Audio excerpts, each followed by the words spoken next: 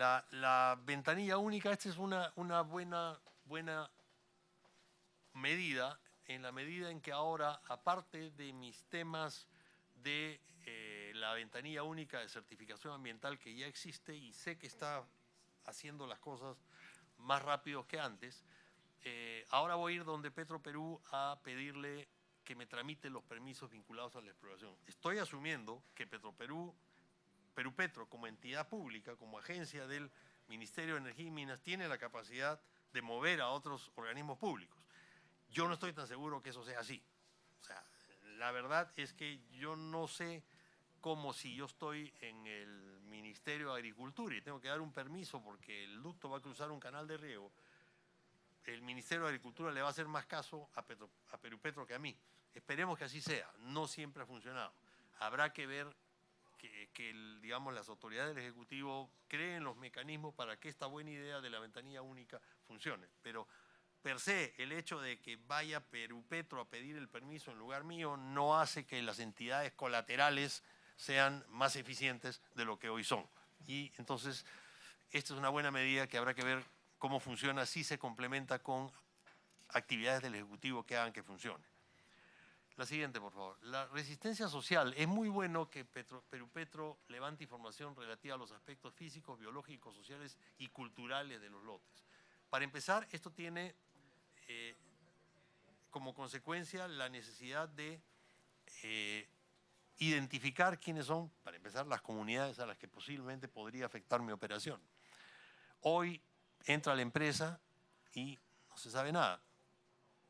No hay presencia del Estado, lo primero que ven es a un señor de pelo rojo que no habla el idioma de ellos, no habla ni siquiera castellano. Entonces, esto es bueno, y es bueno porque también le va a servir de instrumento a Perupetro, si es que lo hacen eficientemente, para poder prepararse para las consultas previas que ahora están a cargo de ellos.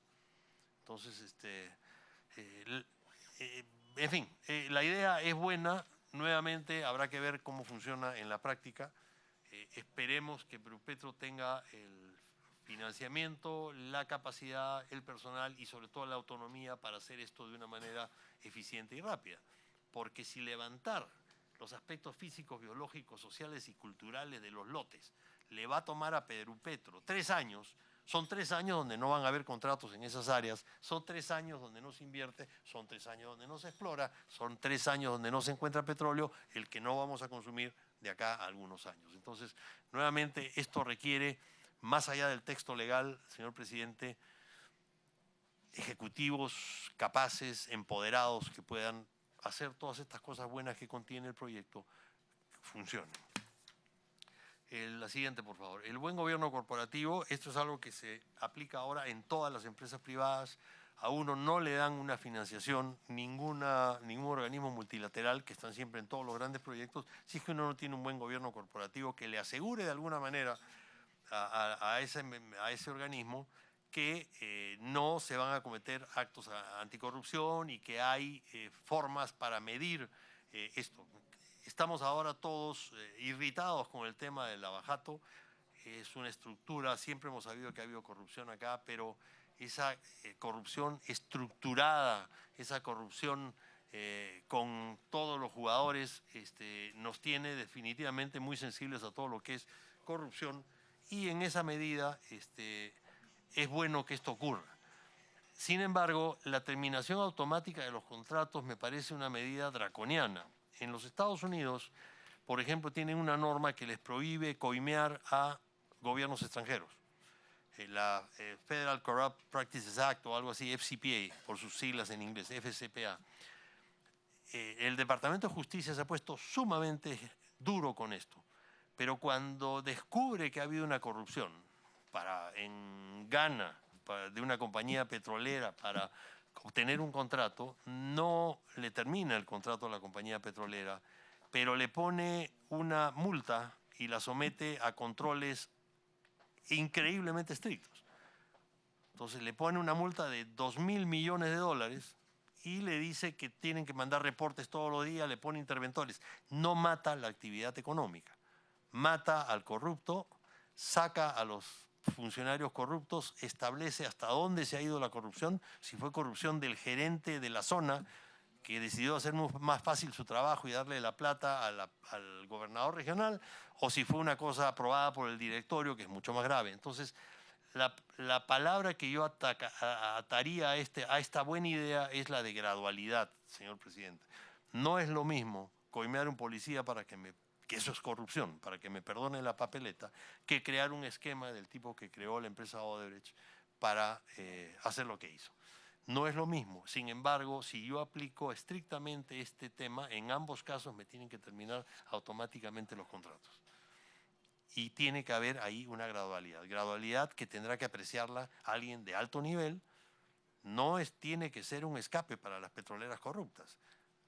Tampoco puede ser un tema donde se le acabe el contrato por un tema menor.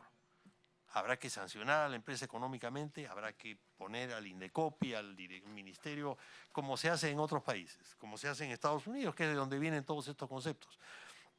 Pero el tema gradualidad yo la ataría a este tema.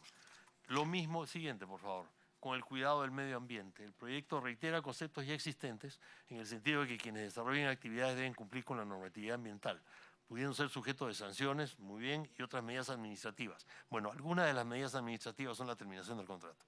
Nuevamente, tenemos que ver si eso es un tema que amerita la terminación. Si la empresa petrolera, a través de su director, llegó a la oficina del director general de hidrocarburos y le prometió $1 millón para obtener el contrato, si la corrupción está en la génesis del contrato, ese contrato tenía que terminar. Porque es nulo, anulable, no puede ser. Si es que resulta que el gerente del yacimiento tal en el medio de la selva le dio 5.000 soles, echó una lata de gasolina al río, si hubo un tema aquí de cuidado del ambiente, donde como política empresarial se echan agua sin tratar al río, eso tiene que terminarse el contrato. Pero si resulta que un funcionario de 6º nivel, sin conocimiento de los funcionarios, un día que salió aguas tratadas y se descontroló el tema, le dijo, oye, échalo al río nomás. Eso no puede terminar con el contrato. Como cuando hay corrupción en el Estado, tampoco desaparecen los ministerios o desaparece el Congreso, se toman las medidas graduales dependiendo de qué estemos hablando. En consecuencia, si yo derramo un barril de gasolina porque fue mi supervisor de campo el que lo hizo, claro que no está cuidando el ambiente, claro que tienen que poner una multa, definitivamente tienen que pedirme que sea más cuidadoso y que seleccione bien a mi gente, obviamente. Pero me van a terminar el contrato por eso. No es lo mismo que yo como disposición diga, ¿saben qué? Excepto cuando estoy sin en el campo, el agua tratada me la botan al río. Eso evidentemente es de tal magnitud y viene de tan arriba que ya envuelve la existencia misma del contrato. Nuevamente, señor presidente, mi sugerencia sería la gradualidad.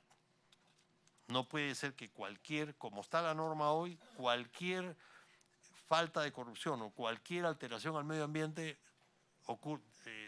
puede terminar con la terminación del contrato.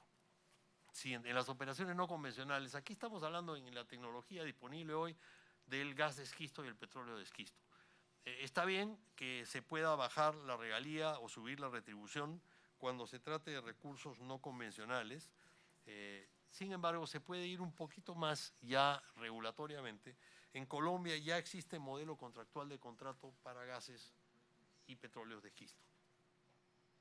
Y ya hay un margen de regalías más o menos consensuado para bajarlo, porque es una operación muchísimo más cara, ¿no es cierto? En Arabia Saudita producir un barril me cuesta $9. En Estados Unidos producir el gas sin utilidad es $60. Si va a haber operaciones de esquisto acá, van a ser, y son al otro lado de los Andes, sin infraestructura de transporte. Para producir ese petróleo o ese gas de esquisto vamos a tener que llegar a regalías muy bajas, que tendrán que ir incrementándose de acuerdo al precio internacional del producto que sea aplicable y que tendrán que irse aplicando una vez que el tema del transporte haya sido ya depreciado. Ya recuperé mi inversión del ducto. Pero si queremos tener esto, tenemos que tener suprema flexibilidad, que esto es lo que le da. Hay mucha flexibilidad. Sin embargo, hay países que han avanzado un poquito más y ya tienen modelos contractuales como Colombia.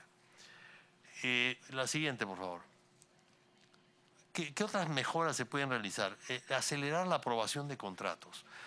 Hubo una época bajo la ley 22, decreto ley 22774 del gobierno militar del general Velasco, donde los contratos petroleros tenían que ser aprobados por 12 entidades. El texto del contrato iba no solamente al Ministerio de Economía y al Ministerio de Energía, como hoy, y al Banco Central para su cláusula, sino que iban a la Dirección General de Aduanas, pero no para que ellos vean la cláusula aduanera.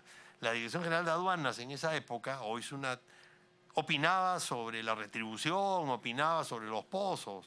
O sea, era un desastre. Eso mejoró con la ley 26221 y hoy están sujetas a la aprobación del Ministerio de Energía y a la aprobación del Ministerio de Economía solamente y el Banco Central en su cláusula. Ocurre que hay contratos que se demoran 6 meses, aunque la norma dice que no debe ser, me parece, más de 2 meses. La pregunta es, yo no entiendo por qué el Ministerio de Economía tiene que aprobar los contratos. Este contrato ha sido aprobado en base a un modelo que va a ser aprobado por otra norma de esta misma norma. Este mismo proyecto dice que los modelos de contratos serán aprobados por el MEF y por el MEM. Si ya se aprobó el modelo de contratos en líneas generales, ¿por qué el MEF tiene que volver a ver el contrato en el proyecto ya de aprobación? El contrato ya aprobado por el directorio de Perupetro con informe favorable del Ministerio del Viceministro de Energía, será pronto el de Hidrocarburos, con informe favorable de la DGH, suficiente. El demorar 6 meses un contrato que ya negociamos en base a un modelo prácticamente aceptado. ¿Qué es lo que se negocia en un contrato? La regalía, se negocia el programa de trabajo. El resto casi es, porque este es un contrato bien balanceado, es un contrato que las compañías aceptan fácilmente. Y más aún, si como consecuencia de esta norma se van a aprobar contratos por el MEF y por el MEM, ¿por qué cada contrato adicional tiene que ir al MEF? Son contratos de inversión, no son contratos de gasto público. Son contratos donde son contratos de riesgo. Yo me estoy como empresario privado comprometiendo a invertir en la perforación de 7 pozos, hacer sísmica 3D, 4D, hacer lo que fuere. Bueno, sí. Son los dueños de la cancha y los dueños de la pelota. Pero si queremos realmente, si queremos nosotros llevar esto a mayor agilidad, podríamos reducir esto. A ver, el presidente del directorio, el directorio bajo responsabilidad. El director general de Hidrocarburos bajo responsabilidad, el viceministro y el ministro de Energía y Minas. Se acabó. Porque y él se la lleva al presidente para que se firme el decreto supremo aprobatorio del contrato. Ese es cambio en la ley. En la ley. Sin embargo, eso está en el artículo 10 o 11, que no se toca acá. Es más, eso estaba en un anteproyecto que circulaba en el Ministerio de Energía y Minas. El proyecto original que inició decía que solamente lo aprobaba el directorio de Perupetro. Y de ahí iba al viceministerio y al ministerio para que el presidente apruebe por resolución suprema. Pero realmente eso le da máxima autoridad, le da carácter de cosa juzgada. Pero el MEF ahí, en un contrato de inversión de riesgo, no hay fondos públicos.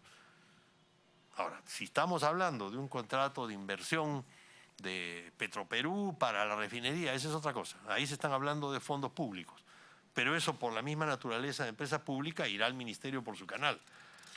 Pero esa norma se eliminó del proyecto y no está. Creo que sería una norma buena, nueva ciertamente, causaría pánico y oposición en el Ministerio de Economía y Finanzas, pero ellos tienen poco que decir en este momento. Simplificar los trámites ambientales. Ya existe esta ventanilla única de trámites ambientales, pero este es un tema grave que va más allá de la legislación.